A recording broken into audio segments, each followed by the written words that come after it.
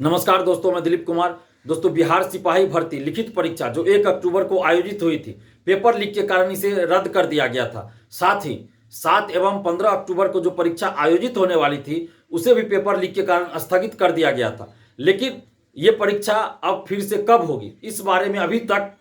CSBC के द्वारा कोई सूचना नहीं दी गई है। सीएसबीसी से हम ये मांग कर रहे हैं कि जल्द से जल्द सिपाही भर्ती लिखित परीक्षा की नई तिथि घोषित की जाए, क्योंकि कुछ असामाजिक तत्वों द्वारा बार बार फर्जी डेट सोशल साइट पे वायरल कर दिया जाता है, जिसके कारण लाखों अभ्यर्थी परेशान हो रहे हैं। इसलिए हम सीएसबीसी से आग्रह कर रहे हैं कि परीक्षा की नई तिथि जल्द से जल्द घोषित की जाए। साथ ही सीएसबीसी और बिहार सरकार, खासकर बिहार के मुख्यमंत्री नीतीश कुमार जी और उप मुख्यमंत्री तेजस्वी यादव जी से हम ये मांग कर रहे हैं कि इस लिखित परीक्षा यानी सिपाही भर्ती की लिखित परीक्षा और पूरी बहाली को पूरी पारदर्शिता के साथ संपन्न की जाए, जिसमें लिखित परीक्षा के तुरंत बाद अभ्यर्थियों को ओएमआर शीट की कार्बन कॉपी और क्वेश्चन बुकलेट दिया जाए। परीक्षा के कुछ दिन बाद आंसर की जारी हो, जब रिजल्ट प्रकाशित हो तो कटअप और सभी का मार्क्स जारी हो। जब फिजिकल टेस्ट होता है तो फिजिकल टेस्ट के तुरंत बाद अभ्यर्थियों को फिजिकल टेस्ट का भी मार्क्स लिखित रूप में दिया जाए, ताकि किसी भी तरह का कोई विवाद ना हो और पूरी पारदर्शिता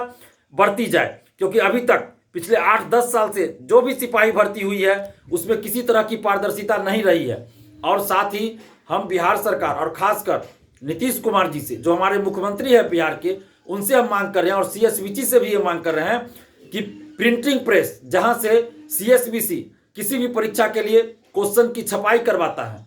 उस प्रिंटिंग प्रेस को भी बदला जाए, किसी और प्रिंटिंग प्रेस को क्वेश्चन छपाई की जिम्मेवारी दी जाए और क्वेश्चन से संबंधित यानी कि क्वेश्चन सेट करने से संबंधित जो टीम हो, प्रश्न पत्र लाने ले जाने से संबंधित जो टीम हो, उन सभी को बदला जाए। क्योंकि पिछले 8-10 साल में सीएसबीसी के द्वारा जो भी परीक्षाएं आयोजित हुई है और खासकर जो सिपाही भर्ती की परीक्षा हुई है, उसका पेपर लीक हो जा रहा है, आंसर वायरल हो जा रहा है। इसलिए क्वेश्चन से संबंधित यानी प्रश्न पत्र सेट करने, प्रश्न पत्र की छपाई, प्रश्न पत्र लाने ले जाने से संबंधित जो भी टीम पहले से है, उन सबको बदला जाए, ताकि पेपर लीक की घटना न हो और परीक्षा सेंटर पर पूरी व्यवस्था की जाए। जो व्यवस्था परीक्षा आयोजित करवाने के लिए परीक्षा सेंटर पर एवं परीक्षा सेंटर के बाहर बीपीएससी बिहार लोक सेवा आयोग के द्वारा अपनाई जाती है, जो व्यवस्था, वो सारी व्यवस्था सीएसबीसी अपनाए। इसके लिए हम बिहार के मुख्यमंत्री नीतीश कुमार जी से मांग कर रहे हैं कि आप इसके लिए हस्तक्षेप कीजिए और सीएसबीसी को आदेश दीजिए, ताकि आगे से पेपर लीक ना हो, धांधली सेटिंग ना हो और पूरी पारदर्शिता के साथ ये बहाली संपन्न हो।